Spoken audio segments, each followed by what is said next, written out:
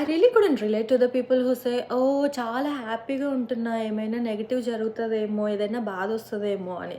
నాకు అస్సలు అర్థం కాదు వాళ్ళెందుకు అట్లా ఆలోచిస్తారో. ఎందుకంటే నాకు నేనెప్పుడైనా హ్యాపీగా ఉన్నప్పుడు అది నేను నేను మంచి చేశాను కాబట్టి నాకు మంచి జరుగుతుంది. నేను హ్యాపీగా ఉన్నాను అని ఆలోచిస్తా.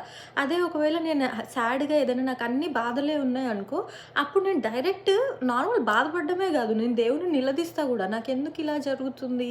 నేనంతా బానే ఉన్నా.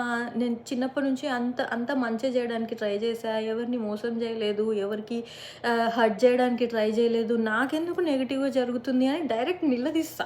మీరెందుకు అసలు హ్యాపీగా ఉన్నప్పుడు ఏమన్నా నెగెటివ్ జరిగిపోతదేమో అని ఎందుకు అట్లా మనసులో మేనిఫెస్ట్ చేసినట్టు ఇప్పుడున్న హ్యాపీనెస్‌ని ఫీల్ అవ్వకుండా ముందు సాడ్‌నెస్ వస్తదేమో అని యాంగ్షియస్‌గా ఫీల్ అయిపోతూ ఉంటారు. ఎందుకు?